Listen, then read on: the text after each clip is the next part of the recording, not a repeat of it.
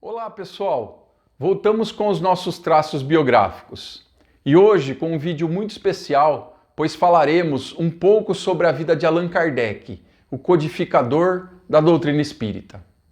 Talvez venha a pergunta, mas já não se falou tudo sobre o codificador? Sim, muito se sabe e se conhece sobre a vida de Allan Kardec. Registros deixados por ele em relatos nas obras da codificação, bem como também por seus biógrafos. Apesar desse farto material sobre a vida do codificador, poucos estudam seriamente o conteúdo existente nos livros. Porém, o que pouco se sabe e se conhece é da vida de Hippolyte Léon Denisard Rivail, o professor, antes de tomar contato com os fenômenos psíquicos. Apesar de não fazer tanto tempo assim, historicamente falando, desde o seu nascimento, afinal são apenas 216 anos completados hoje.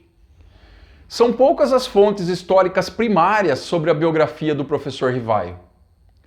Documentos, cartas, registros, manuscritos que ficaram guardados todo esse tempo estão surgindo agora e nos revelando fatos novos e muito interessantes da vida de Denisard Rivail, principalmente antes do início da sua missão como codificador e revelador do Consolador prometido. Sendo assim, então, nós, além da homenagem que queremos prestar a Allan Kardec, também temos a intenção de informar todos vocês sobre os fatos novos que estão surgindo, dando um colorido todo especial e importante, e acima de tudo, trazendo muito mais respeito e reconhecimento de nossa parte a esse grande espírito.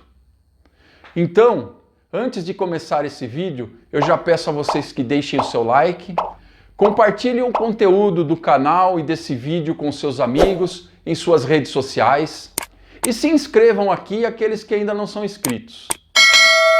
E eu desejo sinceramente que esse vídeo traga a mesma alegria e emoção para todos vocês, assim como me trouxe ao realizar a pesquisa e criar o conteúdo, e que possa também, de alguma forma, trazer alguma informação nova para vocês sobre a vida do nosso querido codificador. Bora lá para o vídeo então?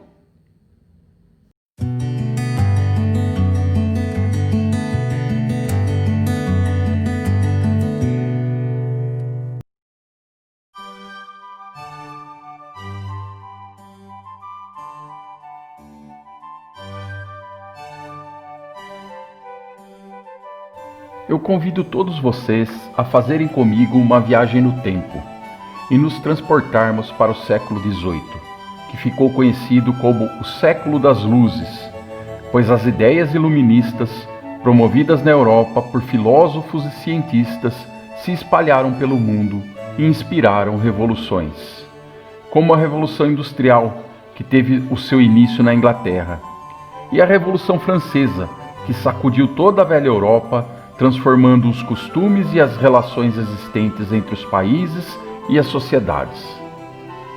O século XVIII foi o último da Idade Moderna e o primeiro da Idade Contemporânea.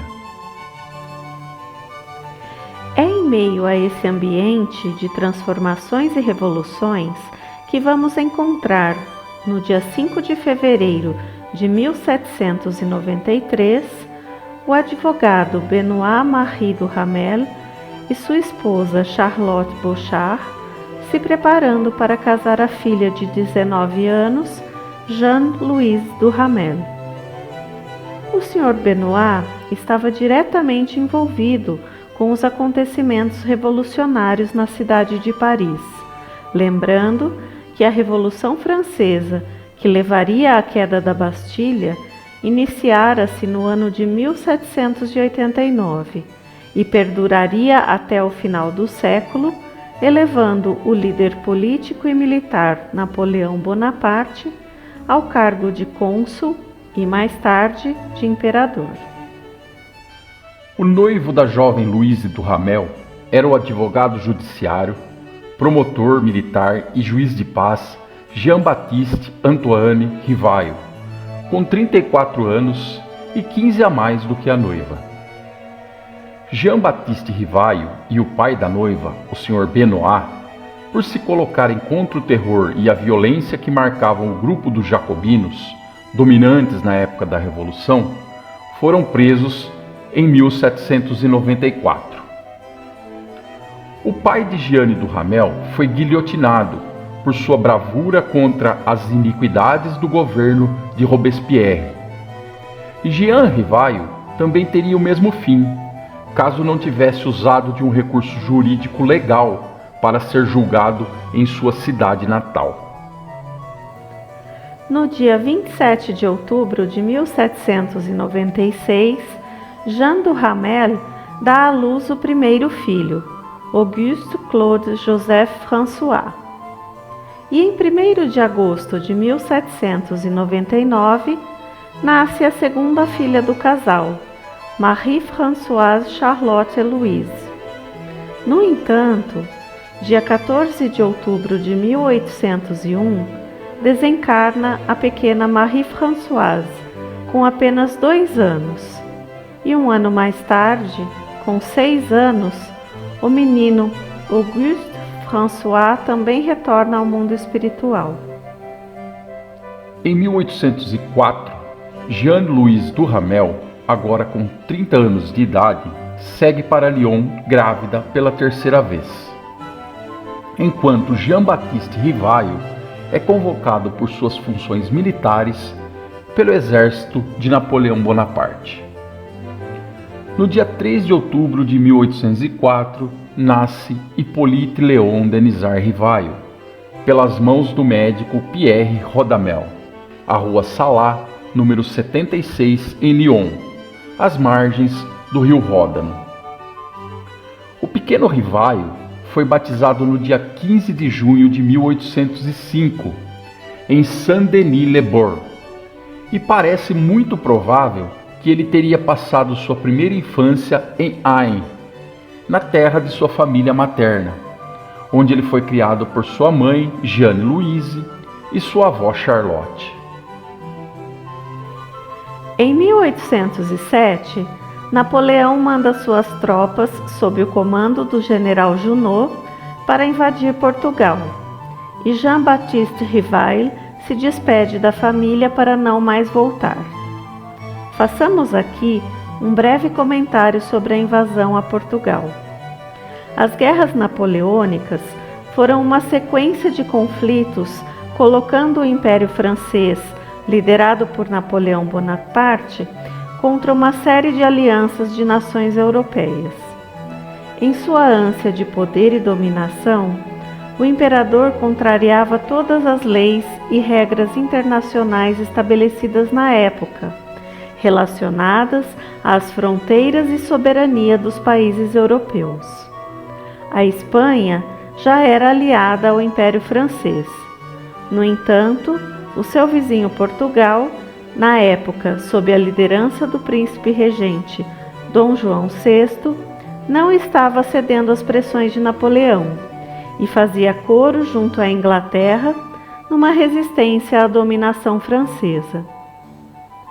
Em uma difícil travessia através dos Montes Pirineus, dos 25.000 soldados que saíram da França, apenas 10.000 chegaram à Península Ibérica. E no dia 13 de dezembro de 1807, Portugal é tomado pelas tropas do general Junot. Porém, apoiados pela Marinha Britânica, a família real portuguesa e toda a sua corte já havia abandonado o país em direção à sua colônia na América do Sul, o Brasil.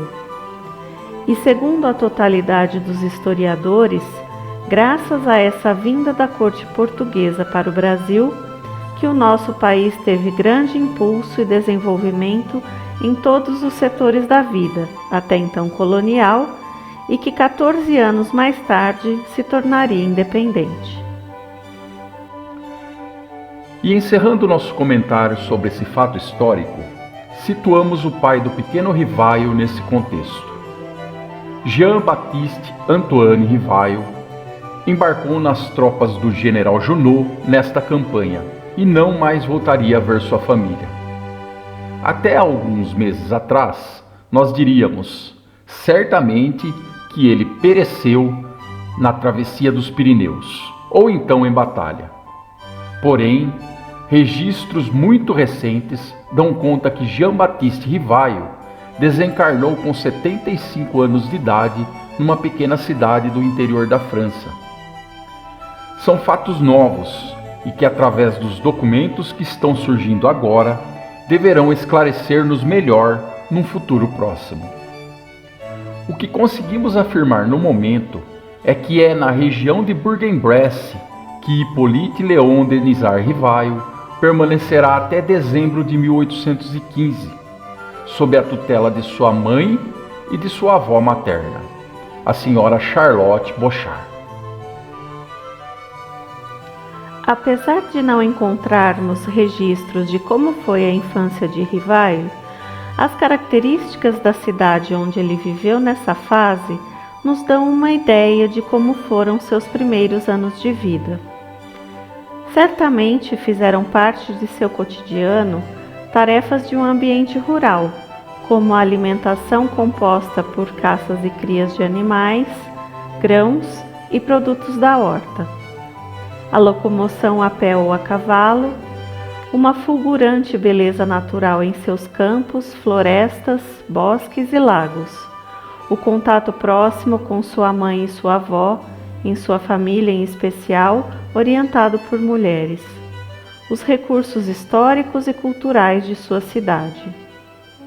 O caráter interessado e meticuloso de Rivaio, que conhecemos em seus passos futuros, com sua precoce formação científica, permite-nos imaginá-lo vivendo e aprendendo intensamente com todos esses ricos valores naturais, sociais e culturais à sua disposição em sua volta.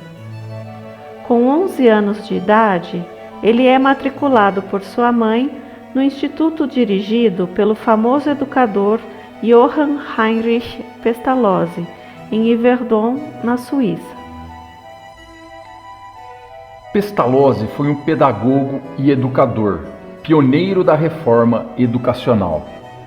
Usava a educação como meio de reforma social. Considerado um gênio, foi o fundador da educação popular moderna e da pedagogia social. Dos livros de Pestalozzi é que mais tarde surgiu a ideia da criação de instituições pré-escolares, parques infantis, jardins de infância, escolas maternais, maternidades e lactários. Além da educação formal, Pestalozzi transmitia aos seus alunos educação moral, procurando despertar nas crianças o sentimento de religiosidade, sem, no entanto, impor dogmas. Pestalozzi notou que o menino Rivaio, desde muito cedo, se destacava entre os seus alunos, e ao completar 14 anos, foi incumbido pelo professor para dar aulas de reforço aos alunos com dificuldades, exercendo as funções de monitor no instituto. O garoto Denisard conviveu por cerca de 9 anos com aquele a quem os próprios alunos chamavam de pai Pestalozzi. Rivaio deixou o Instituto Pestalozzi sendo bacharel em ciências e letras, sabendo falar e escrever o alemão, inglês, espanhol, italiano e holandês. Retornou para a França próximo aos 20 anos de idade, se estabelecendo em Paris, e iniciaria aí a sua jornada agora como pedagogo. O jovem Rivaio tinha o entusiasmo e a visão pedagógica absorvida nos anos de estudo no Instituto Pestalozzi. Enfrentaria, nos anos seguintes, duras lutas para implementar um sistema de ensino semelhante ao de Yverdon, em Paris. No ano de 1824, lança Curso Prático e Teórico de Aritmética, segundo o método de Pestalozzi, para uso de professores e mães de família, em 2 tomos. Em 1825, vem à luz seu segundo livro, Plano de uma Escola Graduada, segundo o método de Pestalozzi.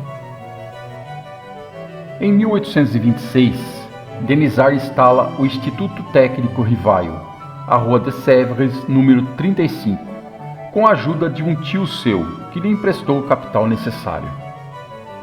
Em 1828, lançou um plano proposto para a melhoria da instrução pública. Nesse mesmo ano, foi eleito diretor do Instituto da Academia de Paris. Em 1831, lança quase que simultaneamente 3 obras que firmariam seu nome como um dos mais importantes pedagogos de sua época. A primeira obra era Memória sobre a Instrução Pública, que foi enviada ao governo para criar um projeto de lei sobre o ensino. A segunda obra, Gramática Francesa Clássica. E a terceira, Qual o sistema de estudo mais em harmonia com as necessidades da época? Esta foi coroada pela Academia Real de Arras.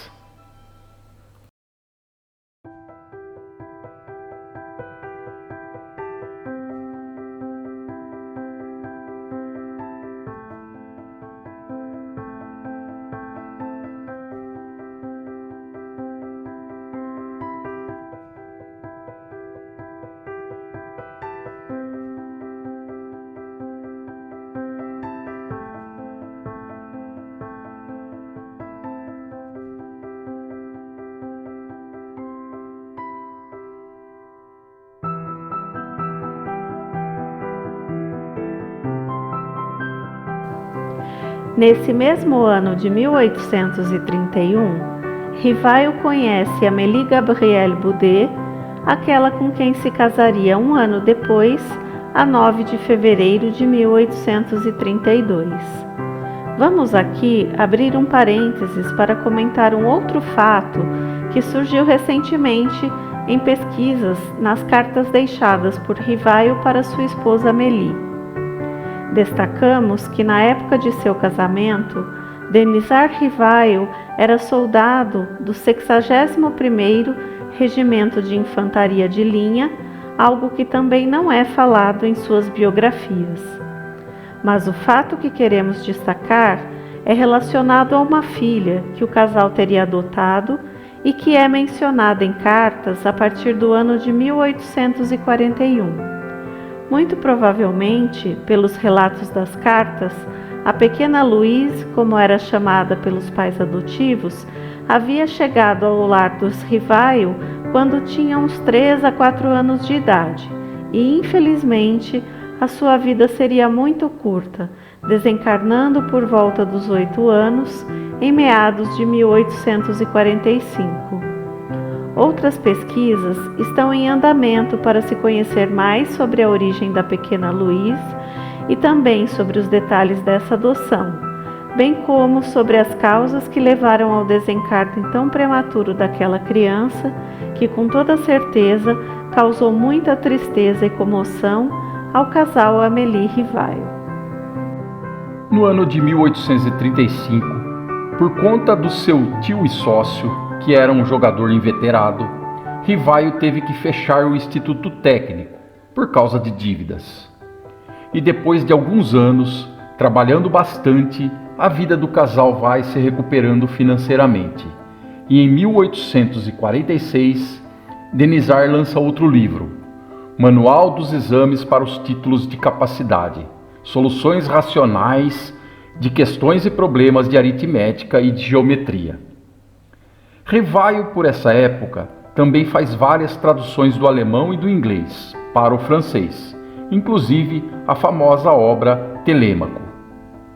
Em 1848, vem à luz outro livro, Catecismo Gramatical da Língua Francesa.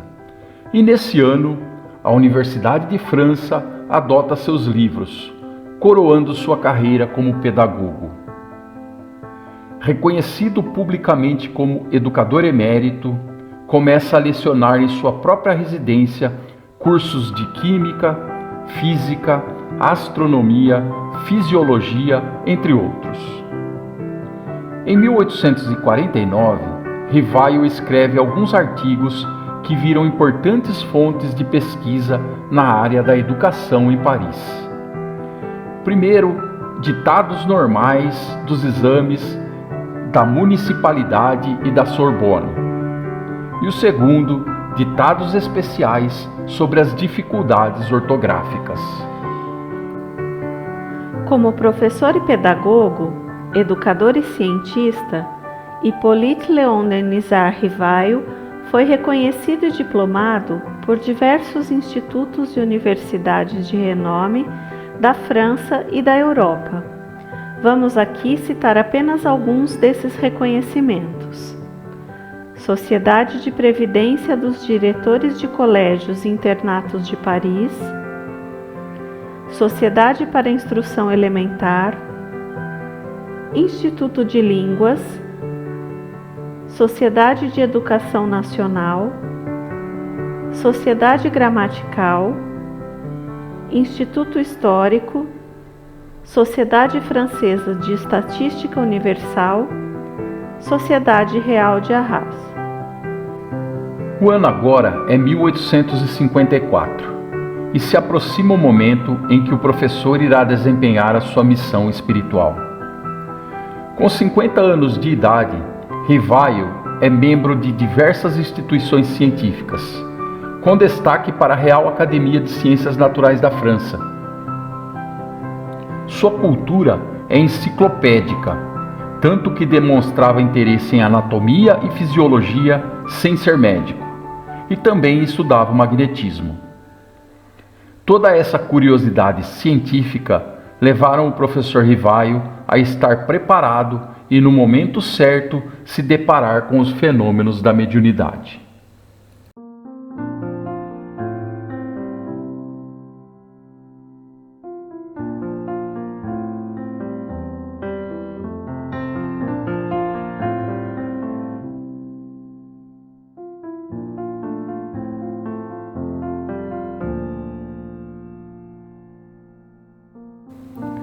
Em 1854, as sessões das mesas girantes estavam na pauta das reuniões da alta sociedade na Europa e o Sr. Fortier, um magnetizador e amigo de Denisard, apresentou essas sessões ao professor. A despeito das frivolidades que imperavam nessas reuniões, Rivail, com seu espírito curioso e investigativo, viu ali um fenômeno legítimo e verdadeiro e passou a estudar aquilo que para ele era novo. Em agosto de 1855, o professor começou a frequentar as reuniões da família Boudin e ali intensificou suas pesquisas com o auxílio das jovens médiuns Caroline e Julie Boudin. Aplicando o método científico, levava perguntas previamente elaboradas para as reuniões sobre psicologia, filosofia e a natureza do mundo espiritual. As reuniões mediúnicas em que Rivail se fazia presente não mais eram frívolas e sem sentido, e tinham sempre o objetivo de investigar e aprender sobre o mundo espiritual e suas relações com os encarnados. Mais tarde, o professor receberia mensagens do mundo todo com o mesmo teor de suas pesquisas, provando que o plano espiritual tinha um planejamento para tudo aquilo.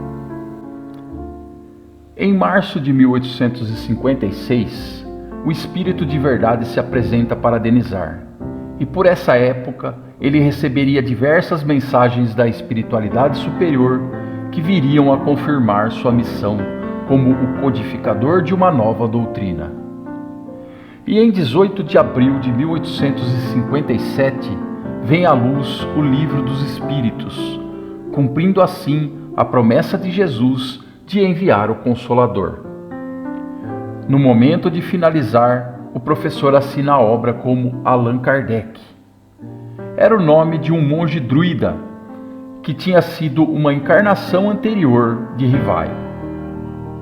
Esse livro, revelando e esclarecendo racionalmente o mundo dos espíritos, as leis morais que nos regem, ao mesmo tempo que nos oferece esperanças e consolações, inaugurou em nosso planeta a Era do Espírito.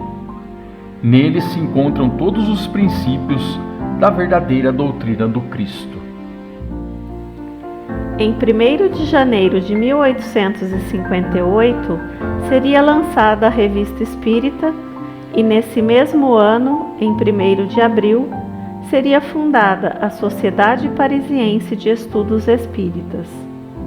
O ano de 1861 assinala 3 fatos históricos para o Espiritismo. Em 15 de janeiro é lançado o Livro dos Médiuns. Em setembro, Kardec, em companhia de Amélie Boudet, visita 20 cidades, presidindo 50 reuniões em 7 semanas. E o terceiro fato teria logo grande repercussão. Em 9 de outubro de 1861, 300 livros espíritas são queimados em praça pública na Espanha. Em abril de 1864 é publicado o Evangelho segundo o Espiritismo. Em 1º de agosto de 1865, Allan Kardec lança o 4º livro da codificação, O Céu e o Inferno. E em janeiro de 1868 é publicado o 5º e último livro da codificação, A Gênese, os Milagres e Predições segundo o Espiritismo. Sentindo próximo o seu desencarne, Allan Kardec redige um projeto para a constituição do Espiritismo, que viria a ser publicado mais tarde em obras póstumas. Estava concluída sua missão, ou seja, restabelecer na Terra o cristianismo em espírito e verdade. Na manhã de 31 de março de 1869, entre 11 horas e meio-dia, em sua casa, de súbito Kardec desencarna, em consequência da ruptura de um aneurisma. Tinha então 65 anos incompletos. O corpo do codificador foi enterrado no cemitério de Montmartre e depois trasladado para o cemitério de Père-Lachaise. Morreu o corpo, mas seu espírito foi levado pela falange do Espírito de Verdade até as mais resplendentes regiões de pureza do plano espiritual. Ficaram suas obras de valor inestimável, que constituem o maior patrimônio da humanidade.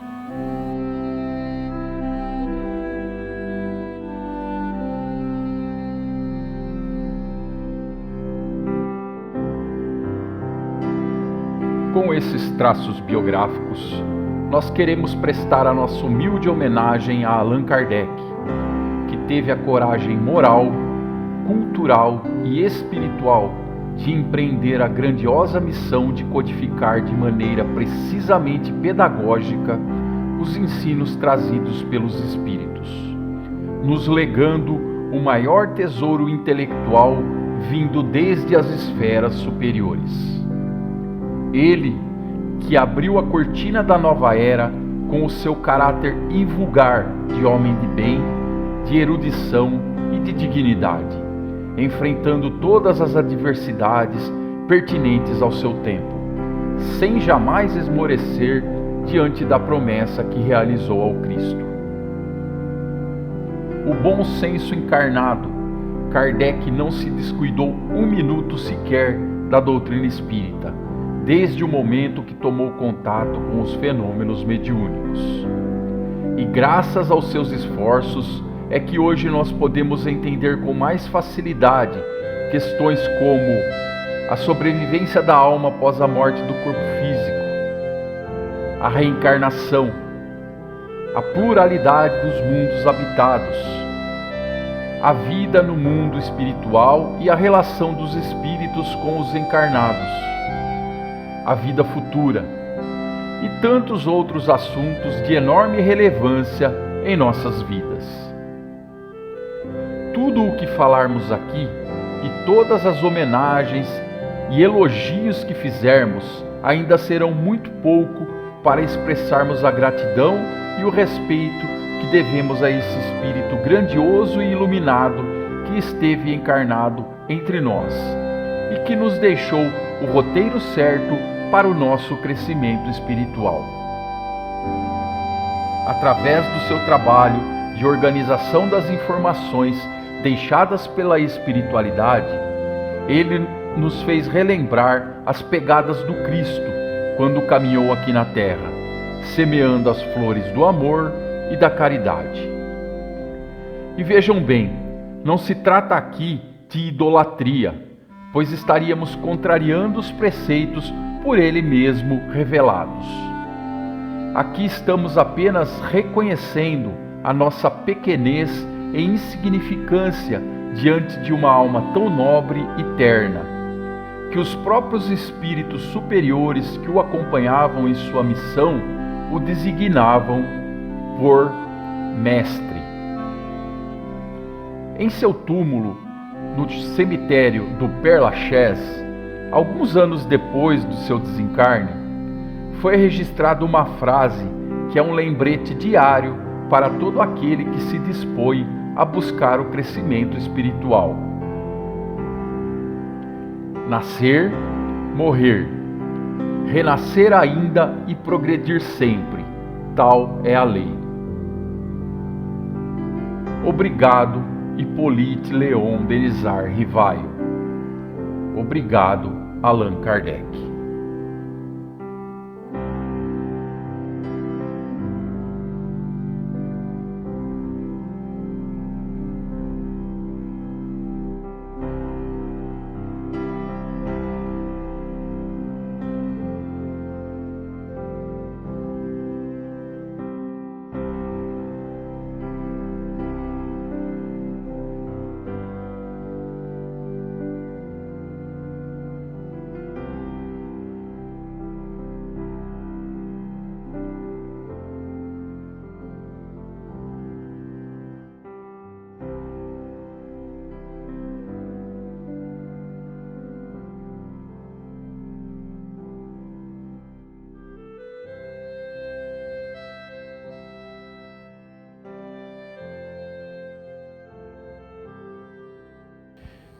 Oi pessoal, então gostaram do vídeo?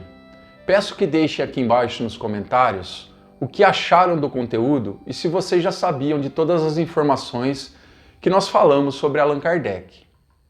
Já peço também que deixem o seu like e compartilhem esse conteúdo com seus amigos e em suas redes sociais.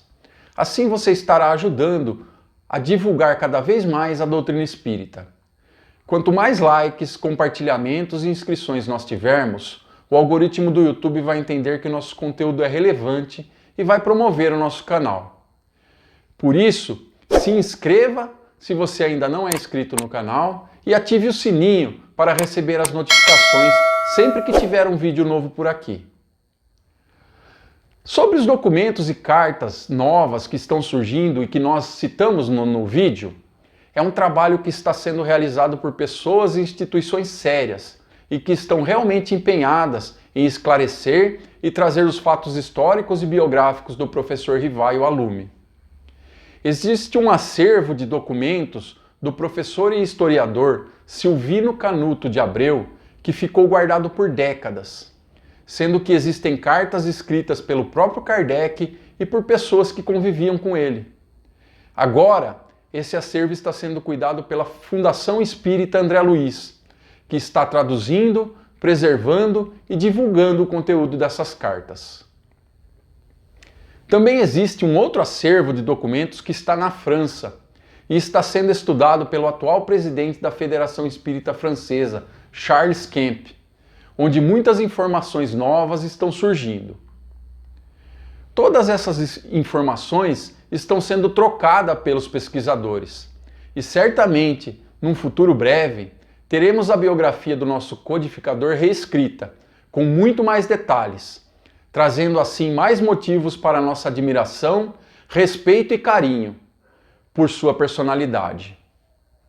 Eu vou deixar aqui embaixo na descrição do vídeo várias fontes de informações que vocês poderão descobrir sobre as pesquisas e os trabalhos que estão sendo realizados. Inclusive um link do portal Projeto Allan Kardec, da Universidade Federal de Juiz de Fora, onde estão sendo publicados os manuscritos e cartas que já foram traduzidas do acervo de Canuto de Abreu.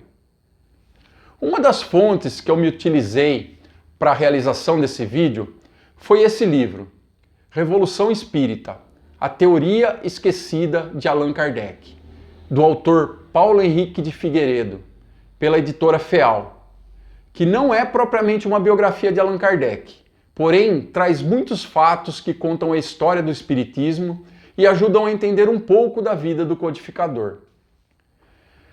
Vários outros autores biografaram Allan Kardec e podem ser consultados, como o próprio Canuto de Abreu, o francês Henri Sauce, Francisco Thyssen e Zeus Van Tuyl, Carlos Embaçaí e, mais recentemente, Marcel Souto Maior.